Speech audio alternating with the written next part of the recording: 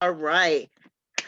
Great evening, ladies and gentlemen. Hello. How are you guys doing tonight? We are on day 2 of our Pep Talk series where we're bringing these two books there. Walking in Divine Favor and Pearls of Wisdom. And we are doing a crossover event. And today I have with me none other than my sister, girlfriend, Nawanda Turner. And she appeared in the book Walking in Divine Favor.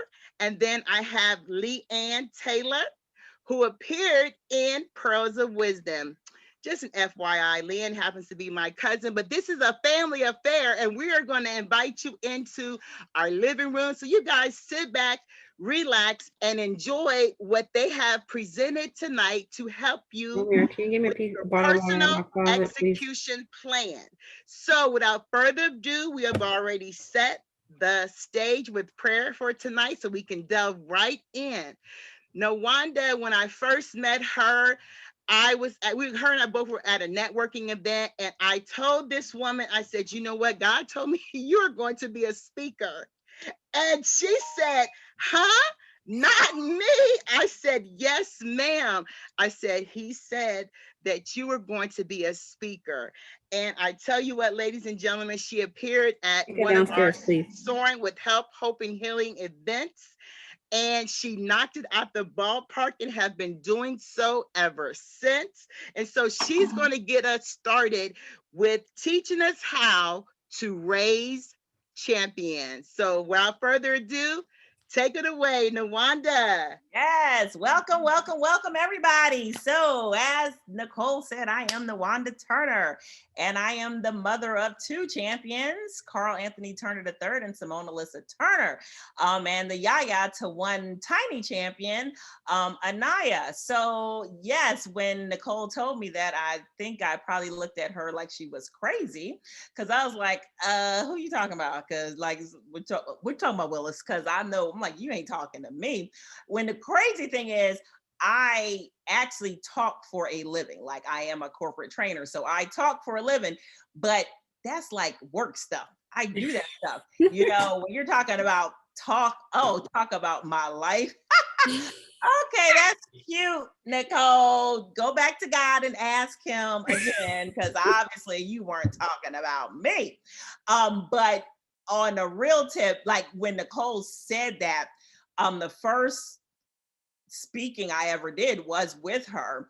And it literally was a moment of clarity for me, that opened up an avenue for my healing. I promise you. And what people don't understand is, like, when you go through something that is traumatic and you've dealt with it for so long, you don't actually understand how much healing you need, because you have been so quote unquote strong for so long, and it does not give you the opportunity to fully heal, because you just been dealing with it and moving on, dealing with it and moving on. And so when Nicole had told me that, I was like, girl, you crazy. I love you, girl, but you crazy. Like, whatever. We ain't doing that. But there is a part of you that understands when somebody has a message for you. You connect with that spiritual part, and you're like, okay, I know this ain't the first time I heard it, in my spirit, but I kept on ignoring it. But you can ignore it when it's just in your spirit and ain't nobody else said nothing, so you can ignore it. But then when somebody verbalizes it, that was one thing I was never putting in the air. Like, I don't put everything else in the air. I wasn't putting that in the air. Like, no, I ain't putting that in the air at all. But when you have somebody else verbalize and put it in the air, you're like, girl, can you snatch that back? Because you don't put that up in the air. Can you, girl, bring it back, bring it back, bring it back, But it was what I needed, and it was at the time that I needed it, because it literally allowed me to really take my life experiences and really see how it allowed me to shape the rest of my life. Because what a lot of people don't understand is, like, we all go through everybody has a story. Like, honestly, everybody has a story. And what I tell my children all the time is, like, you know what? Struggles, bad things, hard circumstances aren't unique to us. Everybody has them. But what is unique to us is how we deal with them and how we navigate them. And so that was a challenge for me because I found myself after being married for 20 years. I'm a single mom now. I'm a single mom with two adult children. And what do? How do you navigate that? And for me, it wasn't looking at the fact that how I became single or why I'm there. It's like, what am I going to do with this? Like, honestly, what am I really going to do with this? And understanding that whatever I decided to do with this was going to shape not only my future, but the future of my champions as well. And so once you understand that, you have to move differently. You have to really process things differently and really get yourself into a position where you really find yourself. And so my Raising Champions mantra is really about how to find yourself when you find yourself in a place that you never thought you would be in. Like I don't care what you say, 98% of the people don't go into marriage thinking, I ain't gonna be married no more. Like you just don't do that because what's the point? Like you just don't do that, right? So that never crossed my mind. That never was like, okay, I'm going to have to live life in a different state than I did 20 something years ago, because that was not part of what I had desired to do. But I'm here now. What do I do with that? We have so many decisions to make. And a lot of times it's easy for us to play the blame game and okay, because that person did that, that's why I'm here, because that person did that. Listen, the bottom line is we all make choices and every choice has a consequence, whether it's positive or negative. Yeah. And the bottom line is I'm here. It doesn't matter how I got here. I'm here. What am I going to do with that? And so for me, it was really starting a journey to find myself again. A lot of people, especially women, we don't realize how easy it is for us to lose ourselves. And before we know it, we are showing up for everybody else, showing up for our kids, showing up for our parents, showing up for our spouses or significant others, showing up for our siblings. When do you show up for you? And that's what was missing, because I'm spending energy showing up for everybody else, making sure everybody else is okay. But what about me? Am I going to be okay? What am I going to do to figure that out? And what am I going to do to find me again? Because the reality was I was lost. Like I was lost. Looked in the mirror. Who is that? Who is this? Who is this person? And so I started a multi-year journey, and I'm still on this journey now, but I started a multi-year journey to find myself. And in the process, I have raised Nawanda. I'm my first champion that I raised. It's me. I've raised myself because when you look at it, a lot of us, especially with this COVID thing, this COVID, we praying COVID away. Jesus, COVID got to go. Okay. Because your girl got stuff to do. Oh, gotta go. Okay, gotta go. But in this process, I've been, talking to therapists because I believe in therapy. Like, I don't care what nobody say. Prayer works. So does therapy, honey. And some of us need prayer and therapy. Okay. We need to do prayer with a chaser of therapy. Okay. That's all I got to say, because sometimes we don't understand that we need to get with somebody who is able to help you dissect and unpeel all of those layers, that all of the stuff that you've been through, you can't do it alone, because if you could have, you wouldn't be in the situation you're in right now. That's just the reality. And so I needed somebody who could help me just unpack the layers and understand, how and why I act the way I do and react the way I do, and why things trigger me like they do. There's so many different things. So I work with a therapist, and then I work with a health coach. I was like, listen, sis, you cute. And I love my thickness, honey. I tell people I'm slim thick. But girl, what we not going to do is come out of COVID looking like Oompa Loompa. That's what we not going to do, okay? So it was like, no, we gonna work all of this stuff out.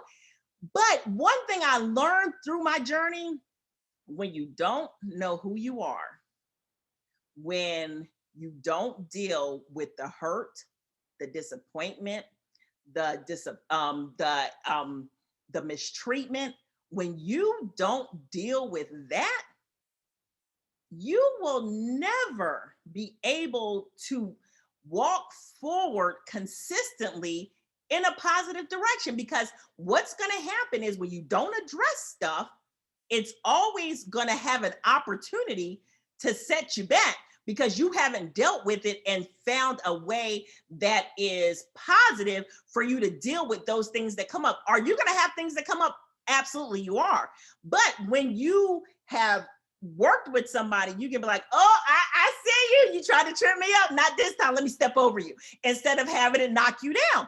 And so for me, I was like, we're not doing this cycle over and over and over again. Because what did they say? Doing the same thing the same way and expecting different outcomes was the definition of insanity. I probably had it wrong, but you know what I'm You're talking right. about. You're doing it. So I'm like, we're not doing this. Like, no, we're not doing this, because I know how to lose weight. We all know how to eat right. We all know what's healthy for us to eat. Hello, we know that. We all know that exercise works when you do it. So why are we on this cycle over and over and over again? Because there is some stuff we haven't dealt with that causes us to get in those cycles. So I was like, nah, sis, we ain't doing this. Not no more. So for me, it was understanding that all of that time that I lost myself, I stopped making myself a priority. I stopped making myself as important to me than everybody else was to me. So I was making everybody else more important to me. I was making my time more important for everybody else, but neglecting myself. I was making me showing up for everybody else more important than me showing up for myself.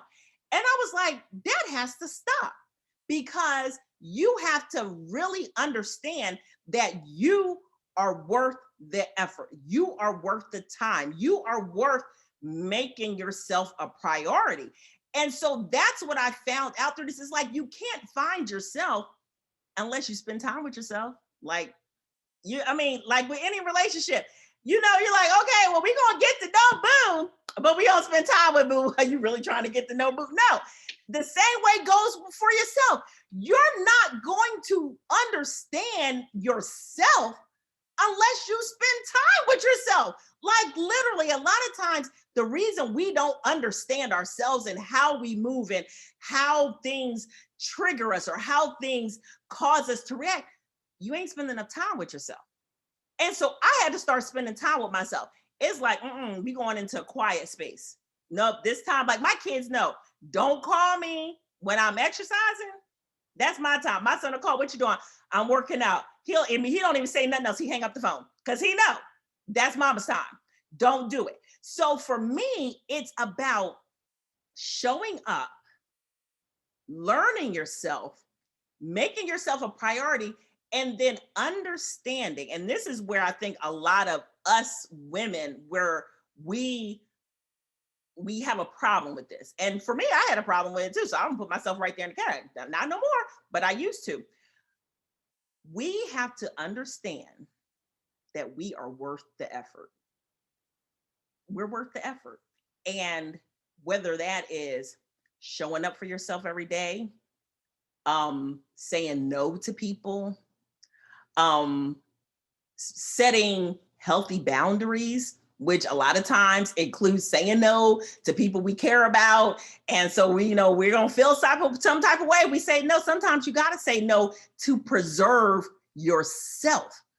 And what happens is you then realize and understand, like, wow, I really enjoy doing this. Or wow, I really can be consistent. Because for me, come March, it's been a year since I have been consistent with my journey. Like, people know, like anybody who know me on Facebook, any kind of social media, Nawanda posts, and I tell people all the time, like, listen, I post for my benefit, not y'all's. Now, if I inspire you in the process, great. That is good. I'm glad you decided to get up and dust off that treadmill and use it that you had in your basement. Great. But I don't post for people. I post for me because I know Nawanda's not going to post every day about some workout she doing. And then you see Nawanda in person, you be like, but that's not, but girl, but you had said you was working out. Who, girl, are you sure? What kind of exercise program was you doing? Like, what was you eating? No, it all has to match. And so for me, it's an accountability. And a lot of times we don't want to be accountable to ourselves. Like, we let ourselves down. Like, we will hold everybody else accountable. Like when somebody tell us they're going to do something for us and they don't, we were like, but you said you was going to do X, Y, Z. Why didn't you do it? Let us tell ourselves we going to do something and then we don't. We chilling. We like, it's all right. It's good. Why? Why don't we hold ourselves to the same standard to be accountable to us like we do everybody else? Like we don't. We let ourselves off the hook so many times, and then we wonder why are we still going through the cycle over and over and over again. Why? Because you have let yourself off the hook so many times. You've told yourself, this time's going to be different. This time I'm going to stick to it. This time. But then you get one bump in the road. Okay, I'll start tomorrow. And then tomorrow it becomes next week. Next week becomes next month. Before you know, we at the end of 2020, 2021, and you trying to figure out like, okay, where did the year go? No, we're not doing that. That's not what we're not about to do that this year. You know, so for me, it was like, I'm going to show myself that I have the consistency to do this. I'm going to show myself that I have the dedication to do this. I'm going to show up for me in such a way that people will understand when you step to me, there is a certain protocol that you must have because I show up for myself. A lot of times we take lackluster stuff from people because we take lackluster stuff from ourselves. Like, no, you expect different from other people, but you treat yourself that way. No, you are the example for how people are to treat you and how people are to respect you and how people are to show up for you. And if they don't see you showing up for yourself, they don't see you respecting yourself, they don't see you be consistent, they're looking at you, but that's what you expect anyway, because that's what you do with you. What? We're not doing that. Not this year. No, ma'am. No, sir. We're not doing that. So my thing is show up for yourself. Be accountable to yourself. Be consistent. Don't let yourself off the hook. Don't do it. I don't care. Listen, when I first started this journey, and me and my health coach, we used to laugh because I was the queen of let's talk ourselves out of putting on a workout clothes. Because I could sit on that bed and be like, ooh, it's raining. Ooh, yeah, I don't know about that today. And have a whole conversation with myself. By the time I done finished, I'm getting coffee, we sitting down and we chilling. Not no more. I don't have to have those conversations anymore because I'm like, you're worth it. Get up, let's go. You're worth it. You're going to feel better. You're going to look better. You're going to be able to run around with your grandchild. Like, listen, I'll wear that little 3-year-old out. I'll wear her out. Okay. Like, you will not win. Like, little one, you will not win. I'm going to wear you out because it is a mindset. It starts in our mind. If we get that mind together, listen, I have something that I always tell myself, mind over everything. Mind over everything. Because if you get your mind together, everything else will get aligned. That's what it comes down to. Because your body can be tired. And there was a day like Friday, I went to gym. I was tired because on Wednesday, I don't know, I bumped my head and did 3 workouts. I don't know what I was thinking about, but I was trying to be somebody at Apple Watch. So I had to do my little workout because she wasn't going to beat me. I did 3 workouts. I was tired. My legs were tired. But I was like, no, I'm going to do this. My body was tired, but my mind had already determined that it was going to happen. So guess what? My body had to comply and we did it. And so we need to be strong here, because the things that people will try to tell you, you need to do this and you need to do that. We know all that. It's not a matter of us knowing what to do and knowing how to do it. It's a matter of whether or not we're going to be strong enough mentally in our mind to make the decision that we are worth the extra effort. Like, we're worth the extra effort. And we have to put ourselves as a priority. We have to make ourselves a priority. And we have to do it in such a way that you don't feel guilty about it. Like, I don't feel guilty about making sure at least an hour a day I work out. For what?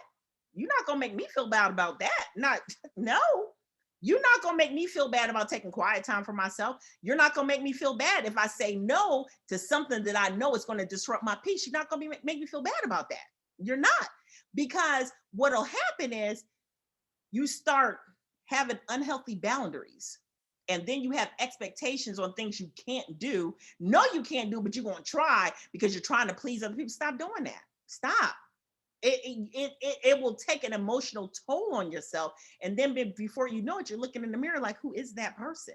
Like, I don't even recognize them. So, like, for me, my whole thing is find yourself, be true to yourself, love yourself, show up for yourself, and be accountable to yourself. Because when you do all that, you have the opportunity not only to be a better you, but you show up better for the people that you want to serve. Like me in this capacity now, I serve my family, my kids, at a much better rate than I did before I found myself. Because there are times my kids know, like, no, mom says no, that's okay. We ain't going there. Oh, she's working out. Okay, we're not going to try to have a whole dialogue with her right now because we know this is her time. So you teach people how to treat you, by treating yourself as important, treating yourself as a priority and showing up. And the bottom line is you have to show up for yourself and you have to do it consistently. And let me put a pin in that because that is so important. And so you just said something that once you take care of yourself and your mindset, you're able to serve your family and those who depend on you in a better place and in a better space. Now, I want to take you back to the book. And when Yeah. you were talking about, you are a divorcee, but however, you were able, and I want you just to talk to those single mothers out there who may be, in a quandary where they're like, okay, I can't find that time for myself because I have baby, I have, work, I have all these other responsibilities that I'm doing. So plant a seed, inside of the lives of those who is having a hard time because of the situation. Because like mommy is all the kids see when you Right. you can't carve out that space. Speak to that. You know what? And depending on the age of the children, is it easy? No, it's not easy. But and I even tell my daughter that sometimes you have to look at their schedule. And okay, if you know the child wakes up at 7, you might have to get up at 6. That's showing up for yourself. You exercise it, make it a family thing. Let's go walk. We're going to go walk. We're going to go move. Because the bottom line is, if you don't take that time for yourself, you're going to burn out. You're going to be exhausted. You're going to be frustrated. And what happens is that frustration is taken out on the people who don't deserve it because that's who you're around. And I will admit, my kid, I'm glad they was adults and I'm glad they understood. Thank you, Jesus, that, mommy had some things she had to do. But I was snapping on them like, listen, what? And then I was like, girl, go get yourself some help because this ain't their fault. They had nothing to do with this. They had nothing to do with this. And so then I realized that I have to make space. You have to make space for yourself. Like, even if it's okay, I'm going to give y'all clean this kitchen. Go lock yourself in your bathroom for 20 minutes. Okay.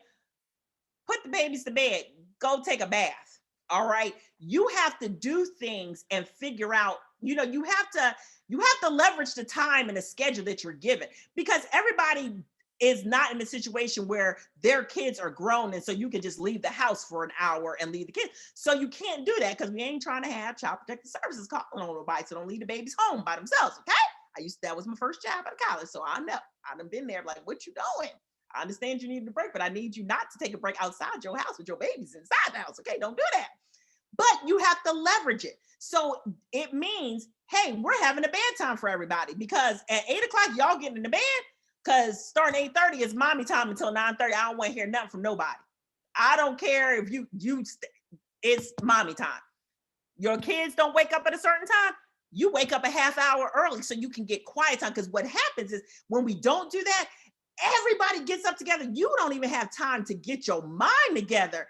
And mommy, I need this, and I got to sign on. The Zoom's not working for school, and I need this report. And they said, you don't even have time to get your mind straight. So you need that time. And what that means is, sometimes it means sacrifice on your part, because you might have to sacrifice a half hour of that sleep and get up so you can have quiet time. You might have to do that. And it's okay, because the more you do it, the more you realize that you needed it. And the more you realize that, man, your kids are going to realize you ain't snapping at them all the time. And who is this? Is this my mom? Like, what is this? Like, okay. Because the reality is, we're going to be strong, because we have to be. Okay. We have to be. We got kids that depend on us. We got to do what we have to do. But that doesn't mean that we have to neglect ourselves in the process. And that's the main thing. You can't neglect yourself in the process. We've done that for years, because we had to be strong. Don't do that. Like, you can't neglect yourself. Like, my kids know, they know me now. I'm like, listen, mommy's not selfish. It's called self-care. Okay. So yes, that's And what. you're also teaching them how to do those things as well. Absolutely. Because my daughter's a single mom. Okay. And I swear, I had somebody ask me, like, how does she have time with a baby to get her lashes done and get her makeup? I said, because her mama taught her self-care is important. It's important. Take time for you. Like lunchtime. Lunchtime may be that time where, that's my half hour quiet time. Let me just go put some meditation music on and just be in the quiet. Or let me go journal. And journaling is one of the best. Like, I just started journaling again. But man, let me tell you something. You ever get frustrated, take it to a pen and start writing. Writing is cathartic. Like, it is cleansing. Like when Nicole had asked me to write my chapter, I was like, wow, I want to write this chapter. Oh, I knew it.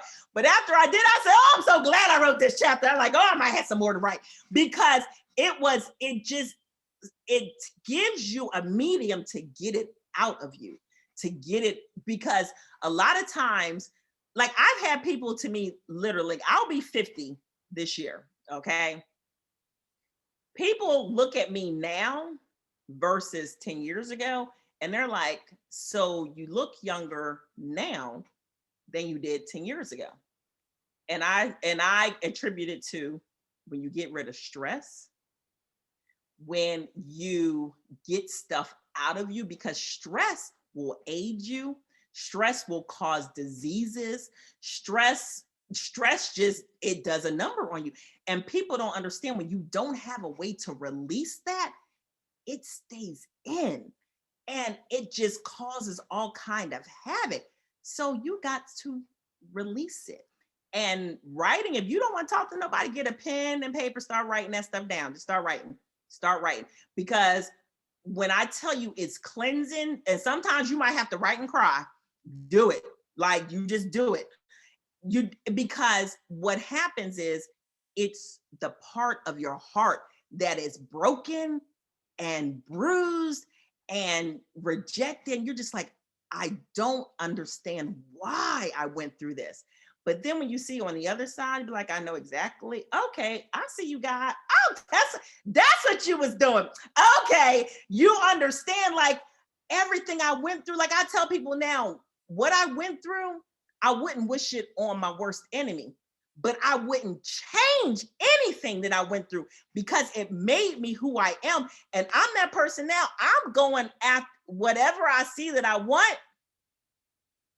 We going after it. Listen, you're not putting me in a box. You're not putting me there. And that's caused my kids to do the same thing. Like I have two, me and my daughter were discussing this today. I have two kids. I think they're Gen Zs or something. They're on the cusp of millennials and Gen Zs. They're like right there somewhere. Both of my kids have started businesses during COVID. Both of them. Because they see me like, nah, you can do whatever you put your mind to. Don't let nobody tell you can't. What? Who are they? I wish somebody would. I'm that person. You tell me I can't do something, I'm going to do it, not because I really want to. I'm going to do it just because you told me I couldn't do it. What? And let's just backtrack just a little bit because I want them to see, people see the glory, but they don't know the story. And I know your story and I know the kid's story. So let's help that college student out before you give us the glory part of it all. Let's help that college student out. Maybe there's a young lady who's out there watching us tonight who's in college and she found out, oh my gosh, of all things, because that was me back in college, my sophomore year, found out I'm pregnant. Oh, yeah. What am I going to do with my life now? Listen, so let me tell your you kids something. are phenomenal. Let's just help those college women out Yes. who may have gotten pregnant while in college. Give us some tools. So remember, tonight is all about knowing who we are and taking the steps to succeed. So just give us a little snippet of that story. So my daughter, everybody who knows me knows my daughter. My daughter got pregnant her senior year of college. And of course, as a mom, I was just like, did you bump your head? Like what? Like, excuse me, what is this? So God made it, he knew she was going to let me know. So he made sure we were in two separate states when I found out. Like I was nowhere near, I couldn't grab her. So thank God, that's why she alive today. Because, I was nowhere near her, And that's my story too. And I'm different states, called me. And no, she didn't even call me. She texted me. I think I'm pregnant. I was like, you think? Like, I'm sorry, we thinking and stuff now. So I politely text her back. I was like, well, I'm gonna need you to go take a test because I need to know, and I was just like, I was at work. I just sat there like, wow, this is what we doing right now. This is what we about to do. Okay, great. So came back, she was, okay. So this was in the summertime, right when school was out in the summertime. So I was like, okay.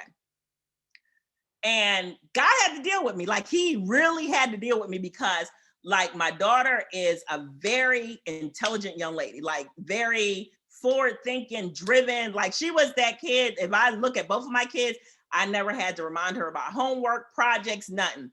All I had to do was pay fees, pay dues, whatever. That's it. That's all I had to do. So for me, it shook me. Like it shook because I'm just like, so then you start thinking like, okay, what is going on? So I sat there and when we found out it was what it was, I told her, I said, you know what? I will support you with whatever you want to do. I said, but this one thing is not negotiable. Your graduation date. You will not take no time off school. You will not take a semester off. You won't take a year off. You will go to class, big belly and all. I don't care if you take a paper bag in the car, got to pull over to the side of the road and throw it before you get to school. I don't care. Because come May 2018, you're going to be getting that degree from the Ohio State University. Okay? That's what we're going to be doing. And I told her, and I think that's what helped my mindset because I was like, we have a goal. Because now you're not going to be a statistic, young lady. That's what you're not going to be. You're not going to be one of those young ladies who had every potential in the world and let this set you back because you are not defined by your circumstances. You're not. You're defined by the decisions that you ultimately make because of those circumstances. So I told her, listen, I don't care. I will make sure I will pay for whatever I need to pay for. You're going to finish school. That baby, you going to be graduating with a baby. That's what we're going to be doing. And so it was rough, but because she was such a good student, they even allowed her to take some of her classes online. And that's before COVID, so this is back 2018.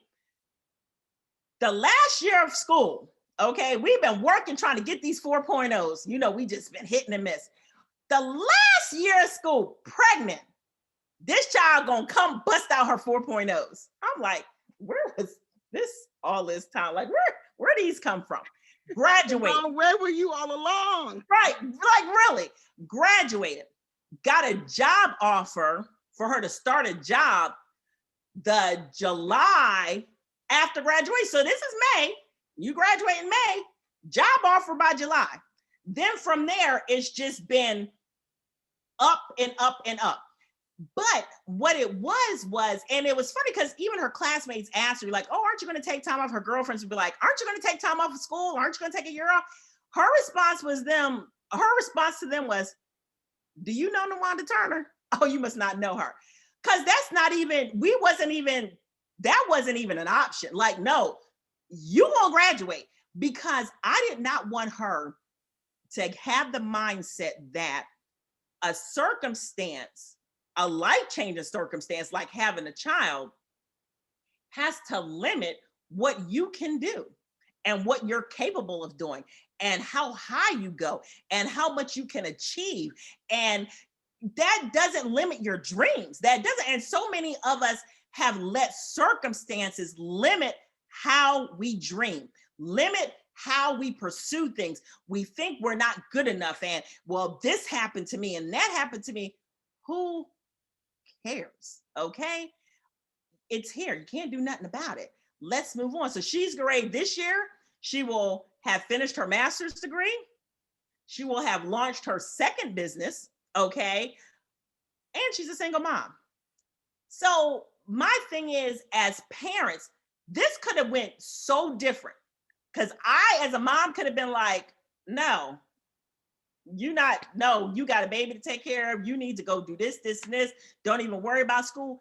But I understood that her finishing school was going to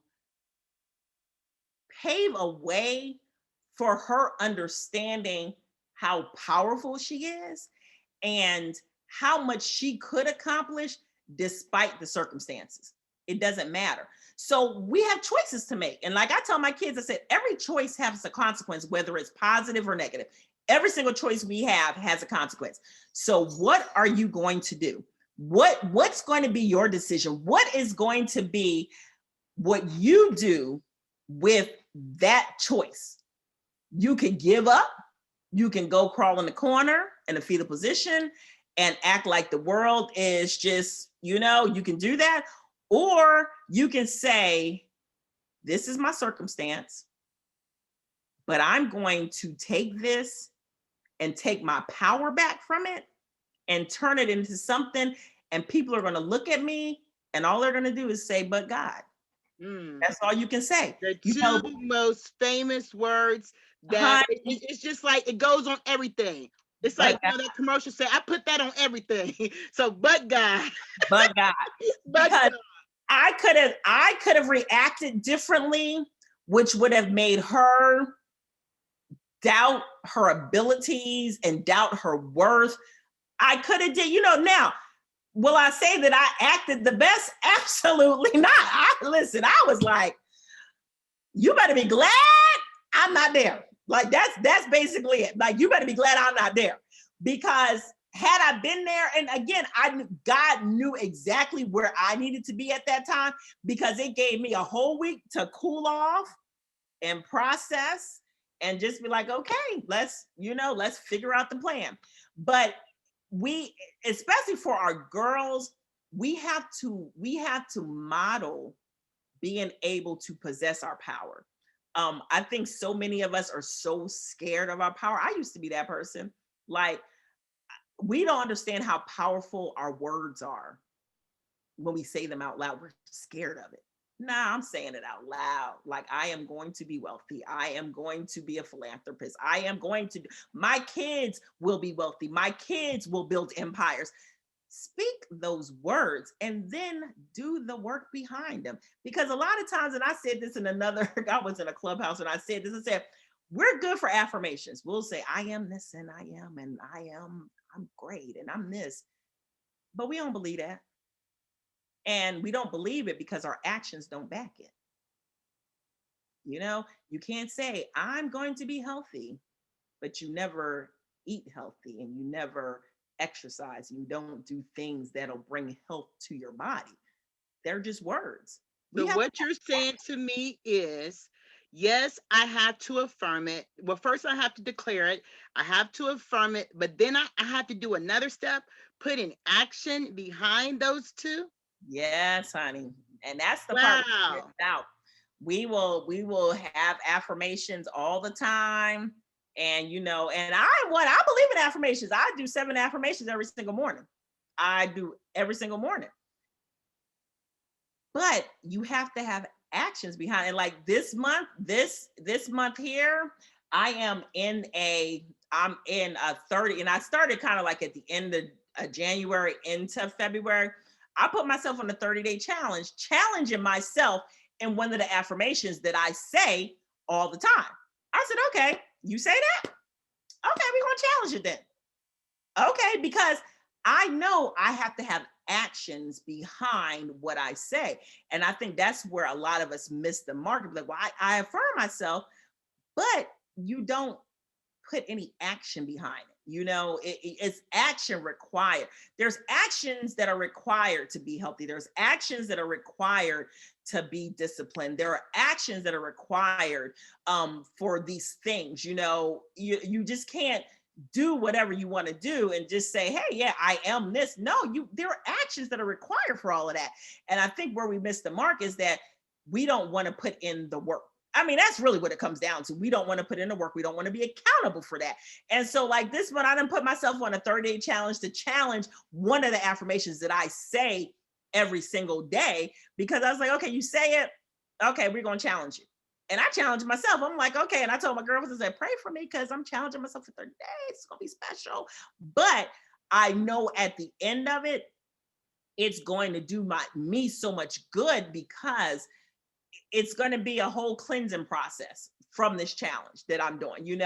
And so we have to have actions behind it. We have to, because if we don't, they're just words.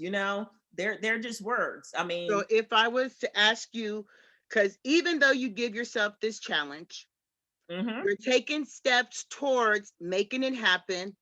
Give me one reward, and LeAnn, we're coming to you next, but give me one reward that you're going to give yourself once you arrive at that 30-day mark and you have rose to the occasion with your challenge. Girl, I'm How are you going. going to reward you? Because that's important too. Listen, I'm gonna go to the spa and get me a massage. Okay, that's what we gonna be doing. Okay, because your girl believe in self-care, and my 2-hour massages, honey, child. Listen, that's yes. Well, as the cheerleader inspirator, as I am, I always have a cheer. So since you said you're on that 30, day challenge path, and of course I'm at the house by myself, so I can yell as loud as I want. LETSGO, let's go, let's go.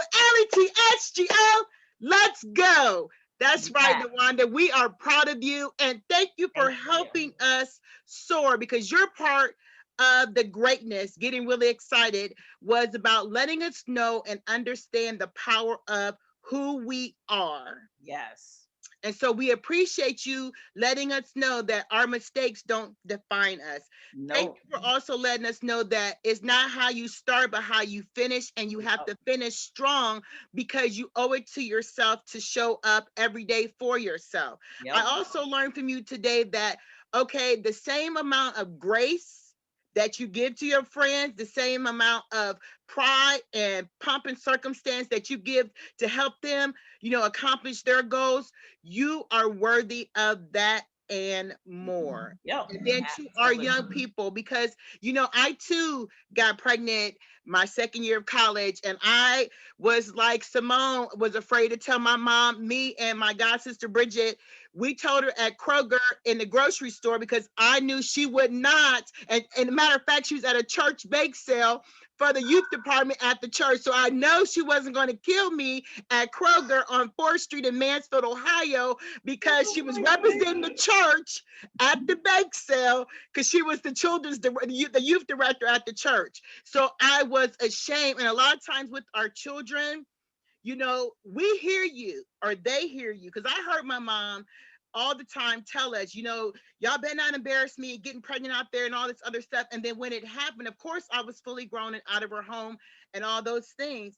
But I still didn't want to bring the reproach on her. So I understood. So I wanted you to share that story because, yes, we're embarrassed about it or we hurt after hearing it, but it's still how you show up for your children even when they make mistakes, because you have to remember you once were a child yourself. And so how you wanted your parents to show up for you when you came to them with the problem, you have to help your children in the same vein, because first of all, they're watching who you are. And this is a great segment into leading into LeAnn, because LeAnn has 4 beautiful children, okay? And when I visited her home, I was like, oh, sweet Jesus, there's no microwave in her house. And so I'm always like looking for that instant stuff. We all are. But in her home, she said her children going to have microwaves, everything was going to be home cooked, and how she raises her children is just a testament to how she was raised and the desires that she wants to have for them as they grow. And so she's going to help us tonight on the second part of getting you to your greatness. Nawanda helped us to identify who we are, what we should expect from ourselves, and how we should treat ourselves. LeAnn is going to plant seeds of success by giving us tools and tips to use as you soar in your execution plan. LeAnn, welcome, welcome, welcome. It is your time to shine, my love. Let's have it. Let's. Hello, hello. So I was gonna say Nawanda said a lot of my tips already. Like she was already, I was like, yes, girl, yes, yes, yes. But the first one, and I would just piggyback off of what she said, is you have to fill your cup first. And this is what I tell all of the people that I work with, that you can't, and I specifically got a bottle of water because this is how we need to be. We need to be full in order for us to be able to pour out into other people and be servants of other people. We have to be full. And that means taking time for yourself. That means setting aside those times that you have. And that means that you cannot give people emptiness. If you are empty, there's no way that you're going to be able to feel others. So one thing that they tell you on airplanes, and this is the example that I use, is that you put your oxygen mask on first. Why? Why do you put your oxygen mask on first? Because if you don't, and you're trying to help someone else, you're going to pass out in the process. And that is what we do as moms, especially. I have a 10-year-old, a 9-year-old, a 4-year-old, and a 4-month-old. So this process looks all over the place for me because I have some older who they can go in the kitchen and take care of yourself. I have an in between where she can make herself cereal, but we don't touch the stove and we don't have a microwave, like Nicole said, so she can't heat up anything. And then little Kai, he's just the youngest and he needs everything for me.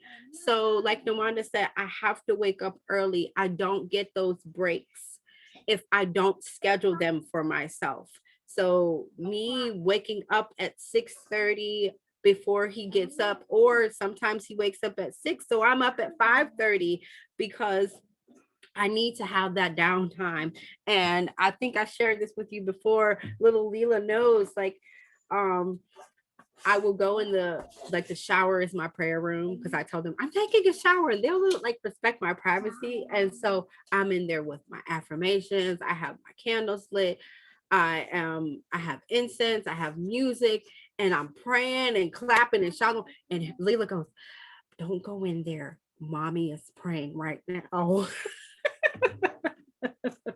So they understand that while I am relaxing, I am also rejuvenating. I am refilling my cup, because if I am empty, I I I feel mean, and I'm sure other people, like, I can be real short. I don't have energy for anyone else, and I don't have energy for the things that I need to do. So I'll find that work lags behind. I'll find that, the baby's crying, and I'm like, oh, he'll be okay, and it's like, no, he needs something. That's the way that he's telling me that something is wrong. And then with the boys, I'm very snippy. So I have to be mindful that I am refilling my cup, and I have to be intentional about it.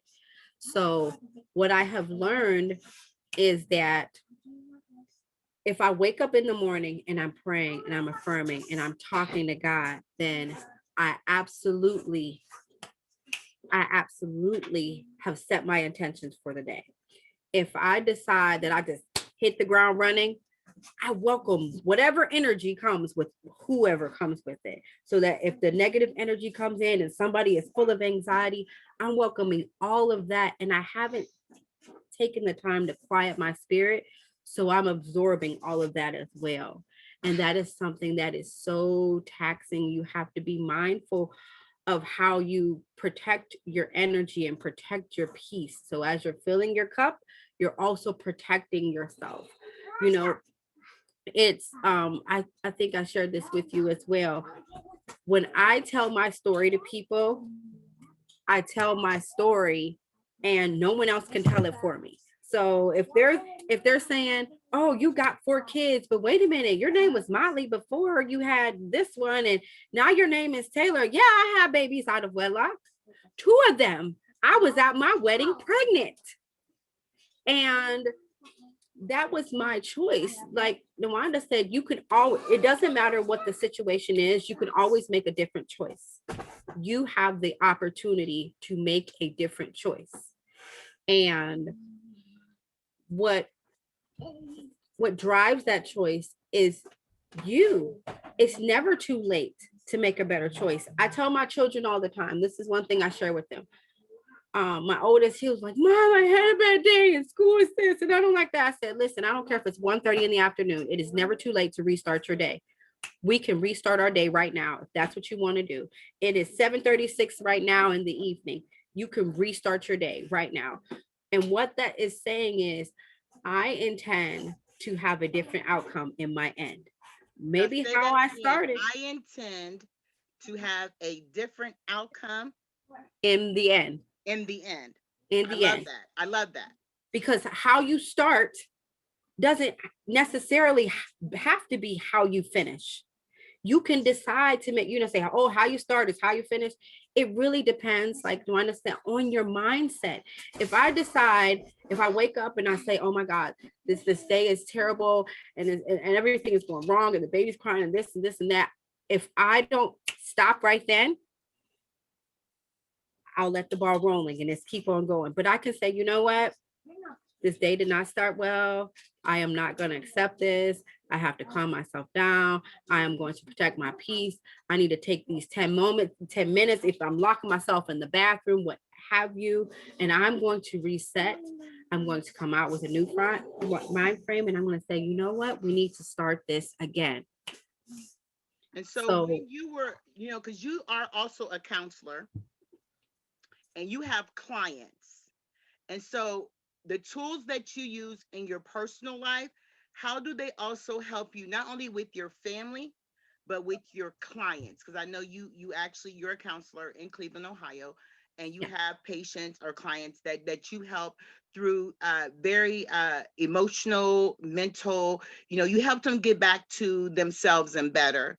So if you're giving us some steps towards our success, you gave us some great ones for the family, like, taking time out for the kids, taking out time for yourself. But then when you also move into the adult realm of the people that you also help at your job, how does that? Because I know in the book, you were in Pearls of Wisdom. And so you were sharing with us just specifically how to plant those seeds. And you had some steps that you shared with me earlier in the week about just how to really help people so that it sticks and stays. Well, one of those goes back to telling your story first. Okay. Because a lot of times people come in, and I work with alcohol and drug issues as well as mental health. And you know that those are two together. People try to separate them, but the reason that people have addiction or go into addiction is because of the stress or duress or trauma that they face. And all of that contributes to addiction. It's like maybe I'll take a sip here, or I'll have, this there. And all of that is fueled by something that's underlying. So they'll come in and they'll feel broken, and they'll feel like, oh my gosh, people are going to judge me. People are going to see like, oh, I used this or I had that. I've dealt with mothers who are pregnant and on heroin, they're using actively. And what I say to them is, you have decided to make a different choice.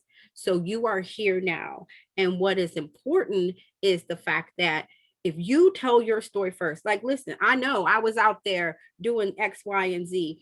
One of my really, really good friends is the one who helped me learn how to segue into the alcohol and drug realm, whether it's substances as far as cocaine, crack, or it's alcohol, where something that you can just pick up in a store and it's more acceptable.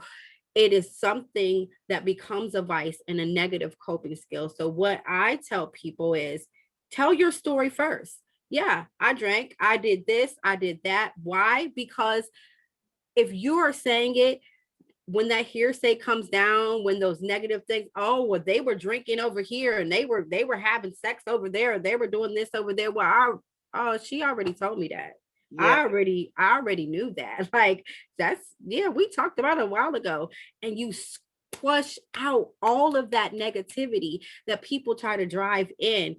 That's just like one of the people, like people are like, oh, your husband does this kind of music, or he does that. I'm like, I already know that. Like, I told you that. I shared that with you.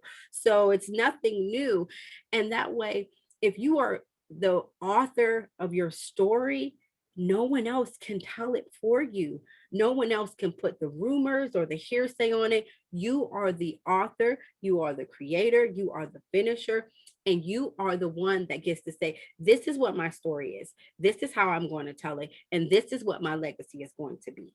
And you could always change the narrative. That's what people don't realize. Yeah. I had a baby when I was 17 years old. I had to give that baby up.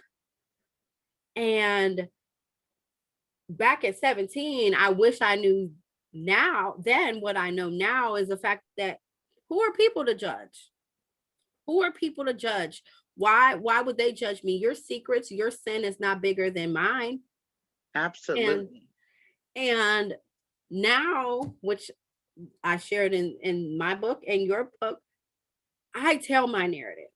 I tell people what, is going on. I dictate what it's going to be. And I'm the author of that. So when it's time for people to ask me, well, what happened and what's going on, I'm the one that gets to say, here's my narrative. This is what's happened. This is what went on in my life. And this is how it was. If you have a question, come to the horse's mouth. I teach the people that I work with to be transparent. It is so much easier to tell the truth. People, we have learned that vulnerability is somehow some weakness. Like, I can't show you what I'm feeling. I can't tell you, especially men. Like, men in our society, oh, you're a punk. You can't cry. You can't be this. I teach my sons, you could cry, but don't waste your tears. I love that. I love that. There are definitely things in your life that are going to bring you to tears, but don't waste them. And that means that I acknowledge that something is hurting you. I am giving you permission to be tearful and cry about it. And I'm also saying that it is okay as a man and a male to experience this emotion. Because so many times we are told that we can't do this, or we can't think that, or we can't be this way. And that is such a wrong way of being. And it makes for brokenness. And when you are broken as a child, you grow up to be a broken person. And then people are wondering why, like, you can't function. Yeah. Especially in the African American community. When I tell people I'm a therapist now, it's bigger and it's on a larger scale. People are like, oh, so you deal with crazy people? No, I deal with people who don't want to be crazy. Yeah. And another thing that I share with people who are in counseling is a lot of people are there because of the ones who need it and won't go. Oh, repeat that. Put that on rewind. Let's go back. A lot of people are in counseling because of the ones who need it and will not go, out of fear, out of shame, out of, ooh, let's just give it to Jesus. Well, Jesus made me a therapist. So, I mean, I know him. He said it's okay. So we have so many like negative connotations, and I love like how you are, just how you put your personal attitude into your clients, and you help them and shape them as if they were members of your family. And I think the key to actually therapy and the key to counseling, because I do the same. I go to counseling, I go to therapy, cognitive therapy, all that is the person. So you have to find someone who works for you. And you may have to search around a couple different times before you find that right psychiatrist or that right therapist, because you have to get it out. And then if it comes to a breaking point, you have to get help so that you won't repeat the cycle again. And then so that you can work through it. And I only share that because, like I was telling you, like when I even wrote a poem about it, a heated conversation in my book. It was like, didn't I tell you I don't want to talk about it? About this? You help me. I doubt it. Yeah. So when you open your understanding to the process, let's talk about that. So once we, tell our story, once we begin to recognize that, we don't have to be shameful of where we are or where we've been, then let's bring us out to the third step. So once we told the scenario, work through the scenario, how does the other side look? And specifically, you talked about, and we're going to get deep just for a moment, when you talked about in the book, one of your clients, once he had that aha moment. My older client. Yes, because this happens to older people just as well as younger people, just as well as middle-aged. Yes. So sorry, I lost y'all for a moment, but that's okay. He was 64 years old. He had been doing cocaine and heroin most of his life. And he said, as a child, his parents, they weren't terrible parents, but they argued so much. And they would always send him away next door to the little old black lady, on across the hall. Big Mama's, Big Mama. And he would sit there with her. And one particular day, he sat there with her. Before he said he would just sit quietly. One particular day, he sat there with her and he started to talk to her. He said, I really don't like this. I don't like that my parents fight. I don't like that they argue. I don't like that, I feel like they don't care about each other and they're not listening to me. And so, of course, the older lady sat with him and she, pulled the mom aside the one time and said, you guys, how you interact is really affecting him.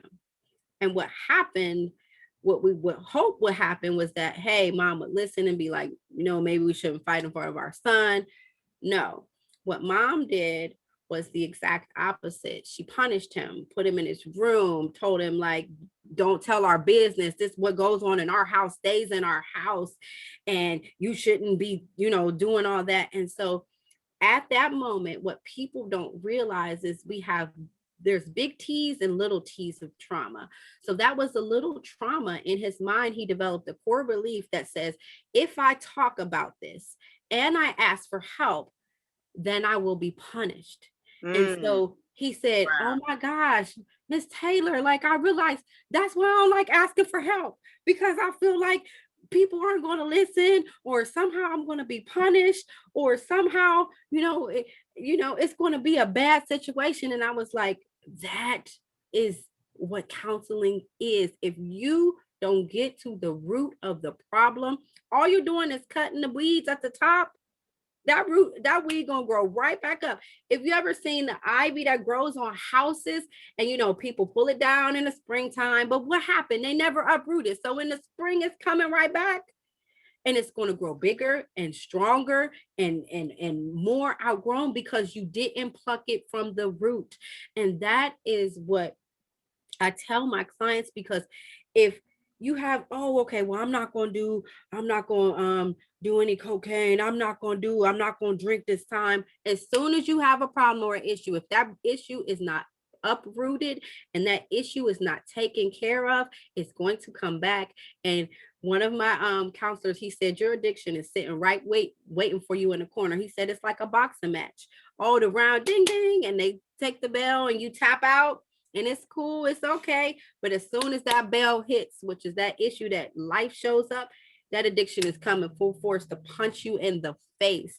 And that is what I tell the people that I work with, that you have to be mindful of how to uproot the issues that you have. You have to be willing to be transparent, because it goes back to those big T's and those little T's of trauma. So let's give them an example. So a little T in trauma would be what in the example that you just used. So that little T would be every time he went to go ask for help, he was punished as a result. So it turned into the big T. It turned into the big T of, I never ask for help. I don't ask for help because I'm punished. Here's another acute example I like. You have a little child. The child goes to bake mom cookies. And so they got these chocolate chip cookies on this little plate. And I did this great thing for my mom. My mom's going to be so excited and so happy. And the mom is like, why did you touch the stove? I can't believe you touched that stove. You could have got burned. Put that. And then so the cookies are all over the place, and the child goes to their room crying. That is a little T of trauma. Why? Because it's a developmental trauma. People don't see that as traumatic, because they're like, oh, the mom she was trying to protect him. But no, inside that child's mind is like, I was trying to be helpful and I was trying to do something nice. So now I'm not going to be helpful or do anything nice for people, because people are just going to yell at me and scream at me, and they're not going to appreciate the things that I do. And so what is that foster in a child? I'm not helping. I'm not doing that. I don't want to do that. Do you want to help? Nope. Okay. So they don't take risks and they don't take chances, because in their mind, that little T is back there. Because if I try to be helpful, something bad might happen. And I don't know if I should do that. Wow. You've made it so clear. And just give us one more example. So we have those two examples, and just give us one more of a small T turning into a big one. Another small T turning into a big one would be like, I have a client. She didn't understand that she has little developmental trauma. So she said, my parents are wonderful. They're great. I grew up in a really nice neighborhood. We had money. Everything was wonderful. And so I said, but you always tell me that you feel divided between your parents. And so I had her do this exercise where she drew pictures. I got her coming down like real childlike. And she was like, do you know, I always thought, like, in the back of my mind, even as a child and in a teenager, well, if they break up, what parent would I go with? And I said, do you realize that that is a trauma that you carried? You could see the rift within your parents. You could see that they were disconnected. And though they're still together right now, even in her 30s, she's like, I'm still the mediator. I have to walk on eggshells. If mom is mad at dad and dad is mad at mom, I'm just like, hey, are you guys all right? I said, that is a little trauma that has turned into a big trauma. You have been the yin and yang for your whole entire life. She was like, and I'm sick of it. Like, she just burst into tears. And I was like, I'm sorry, I did not mean to make you. She's like, no, I needed to know. And I said, so when do you fill your cup? Because you got droplets, girl. I said, you got droplets. You have tried to fill them so much by taking care of them and enabling in this dysfunction that they lived in that you don't have anything else left for you. Wow. And And she was so, like, go ahead. I was going to say, and so how did you help her to actually realize? And I know some of these things are resonating with the audience. So, how did you actually, once she had that aha moment, Mm-hmm. how did you help her move forward? And that's what a lot of us, once we identify what the problem is and we're taking steps to uproot it, what do we put in its place? Because a lot of times you have to understand that when something happens, if we don't replace it with something positive, Yes, you're think going of to go back. You're going to regress. You are going, it's just like the people, and I say it all the time with the people that I work with that are in recovery. They don't have hard substances, but now they have caffeine, so they're drinking Red Bull. I said, you just traded one for the other. You just picked a better one, quote, air quotes, a better one. So what I told her is, I said, you have to learn that your parents are your parents and you are your own person. You cannot parent them. I shared a story about having my own resentments with my parents that I didn't find out that I had until well into my late 20s. And it doesn't mean that they were not good parents, because they absolutely were. My father, I speak of him as pastor, my mom, and she's a wonderful, wonderful mother. However, once you have those aha moments and you recognize like this wasn't okay, your parents do the best they can with what they have. absolutely. It is your turn to learn to do the best you can and then some more. Because once you have that awareness and you know better, then you can do better. So, what I shared with her is you have to protect your peace, you have to let go, and you have to live. So now comes in the part of acceptance. I accept that this is how I have been. I do not agree with some of these things. So now I am going to change the narrative. And it goes back to that. So you accept, you say, I do not agree, but now I would like to, so now I would change the narrative because So I accept. I accept I do not this. agree. I do not agree. And So I so, will change the narrative. so So I will change the narrative. Okay, I like that. so I can say it like this. I accept that my parents were fighting, and I'm speaking in the terms of the older man. I accept that my parents were fighting. I do not agree with the way that they handled arguments and disagreements. So I am going to now actively try to communicate better with other people. Okay. So you're actually changing it what is within your power to Mm-hmm. do as you do the work to improve. Yes. Yeah, You I and like you that. and you have to recognize what you can control and what you cannot. And what I said to my 30-year-old female client is, at this point, you can't control that. That is how they are. They are completely comfortable in the dysfunction, if that makes sense. And some Because people are. some people are. Yes. And so what you have to do is accept that these are your parents. You love them before you had this awareness. They're good, they're great. I don't have any. You fought for them Yeah. and you rationalize the dysfunction. But now you have that awareness that this is not okay. You say, you know what? I accept that this is not okay. And I really don't like it. So I'm going to do this differently. And I told her, I said, because she's like, well, she came home to care for her mom. Mom has a terminal illness. And she said, I can't not. I said, but if you don't care for you, then you can't care for her. So do you see how that works? And she's like, no, but if I go outside, I got to quarantine. I said, so go into your room and wear a mask when you're out, just like you would if you're outside. She's like, I guess I could do that. I said, absolutely. Because Finding other alternatives within what you can control. Mhm. Finding other alternatives of those things in which you can control.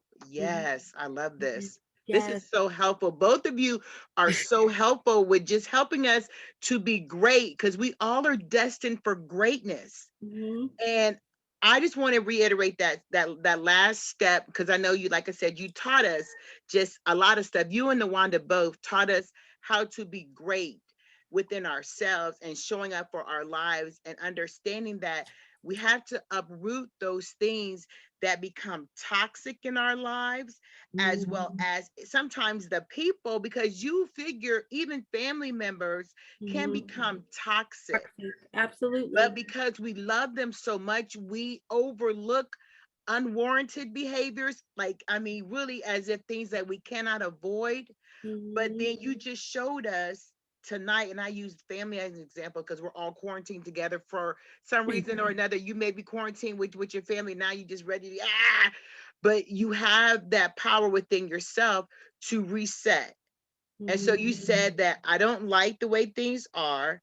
And so there is the naming the problem, and I we accept that this is the accept problem. that it's a problem. And then finally, you're going to take the action. So that's what I wanted to target.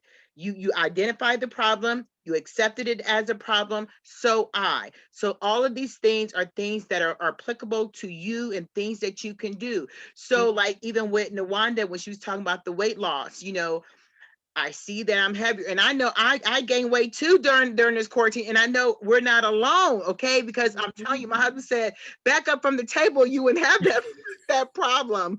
But Oh it's my just like I don't know if it's stress eating or what have you. But so in that fixing the problem from what I've learned from you tonight, I can say, okay, so I won't begin with the so. I've eaten and I've gained weight. I've accepted I can no longer fit into those jeans that I once fit in. So I will back away from the table just to make it fun and light because God. these are things that we have to laugh at ourselves when Yes. we're going through difficult problems. Because if we don't, even that too won't allow us to reset or put that mask on because we'll be like suffering in quiet desperation.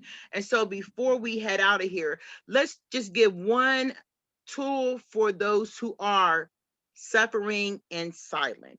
Can you just give one motivating or inspirational thing that they can hang their hat on? Because I hear this video, I understand what these women are talking about, but I need my own pep talk to get myself out of this funk. So if you could just give one inspirational or motivational thing that they can take away from today's event, I would be just so greatly appreciative to you.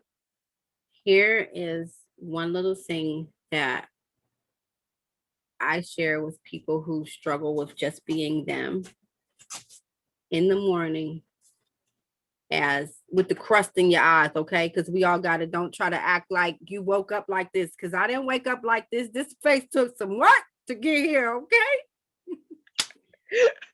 Look Nawanda yourself. tell you it took me 2 minutes. She'll tell you it took 2 minutes. Oh no, I was in there a little bit longer because the lash kept falling off, honey. Now, I love it. I love it. I'm sorry. I just wanted to make you laugh. Okay, go ahead. We'll be serious. Okay. so look yourself in the mirror. Say, "This is who I am, and I like me." This is who I am, and I like Like me. me. And it is not important And it is when you not start. important When I start, when I start. it is just important that I do. It is just important that I do. Okay, so go ahead and say it again, and I'll repeat it again. This is who I am, This is who I am, and I like me. and I like me. It is not important when I start. It is not important when I start. It is just important that I do. It is just important that I do. Yes. That is so awesome. Ladies, thank you, just for a wonderful evening tonight with just helping us because each of us, we're destined for greatness, even if we have those attempts, like those failures, first attempt in learning. And, just thank you for opening up yourselves and giving us examples how, and I can, just say for both of you, you ladies really do have what it takes to motivate people, because I've seen it happen. I've seen, some of the after effects of your clients, and I've seen Nawanda. She has a team of women with this paparazzi thing. Like, she had to go to a meeting tonight, but you guys have the ability to help. And so, like I said, it doesn't matter, you know, where you start, which goes to what you're saying. I always say it's a great time to get in step and soar, no matter the time of day that it is, because people may not have the aha moment right then and there. Like, someone will watch this video and they'll say, okay, and then maybe a month later, oh, I remember that lady said that.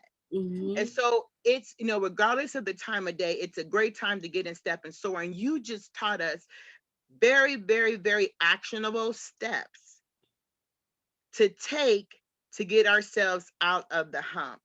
And I appreciate you guys, because tonight was all about greatness, getting really excited about our now, which is knowing who we are, and then the SS, taking steps to succeed. And Yes. thank you both for doing that. And so I'll tell you, good job, LeAnn. Good job, good job. GOODJOB, good job, girl. Yes. Thank you, both ladies, for enjoying this space with me. I enjoyed having you. And I just can't wait, because we're going to keep the ball moving for day 3 on tomorrow. And so our time tomorrow will start at 7:00 p.m. And I don't know what happened to Facebook tonight, but it dropped off. I did get a couple of text messages stating that the video had stopped on Facebook. But however, I'm still recording. And yes, to answer some of your questions, will I repost this? Yes, I will, ladies and gentlemen. So I thank you. Some of you guys were watching while you were preparing for work, which I appreciate you. And then what all you have to do to win a prize, we're going to be taking some people's names who just give us one takeaway that they learned. And since, some of you couldn't do it tonight in the video, we'll still give you time to do that. And so we'll have up until, we try to do it at 8:59 so we can do it at 9:00, but we won't worry about that. We'll just go ahead and give you time this week to just listen to the information, use the information, and just let us know how it goes in your life, because the main thing is the main thing. And we're trying to help you soar by giving you all a pep talk as you P, personally execute the plan, the other P, in your life. And so I just thank you once again, you guys. Thank you, thank you, thank you. I'm trying to pull up who's showing up tomorrow, because I tell you, it's going to be a three parts. We have Elder Linda Russell Bond from Mansfield, Ohio.